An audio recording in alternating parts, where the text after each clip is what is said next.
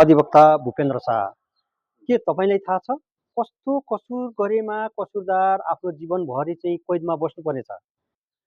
कुन कुन सजाय वा कुन कुन कसुर गरेपछि उसले चाहिँ सजाय वाफत कैदमै जन्म कैद सर जीवनभरि कैदमा बस्नुपर्छ भन्ने कुराहरूको बारेमा म तपाईँहरूलाई जानकारी गराउन चाहन्छु।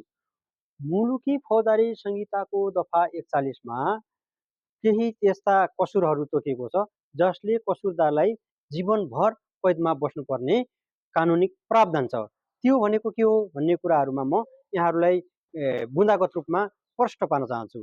कुनै पनि व्यक्तिले चाहिँ क्रूर यातना दिई वा त्यसलाई निर्ममतापूर्वक हत्या गरेमा, अपहरण शरीर बन्धक बनाई हत्या गरेको ठहरेमा, अनि खाद्य पदार्थ वा पेय पदार्थमा विष राखेर वा विष सेवन गराएर हत्या गरेकोमा वा आतङ्ककारी गतिविधिमा संलग्न भई कसैको ज्यान लिएमा र जातीय हत्या अर्थात् जेनोसाइड भन्छ, जेनोसाइड गरी कसैको वंश नै सखाप पार्ने तरिकाले कसैको हत्या गरेको त्यो ठहरेमा त्यस्तो कसुरदार चाहिँ जीवनभरि नै उसले कैदमा बस्नुपर्ने कानुनी व्यवस्था छ।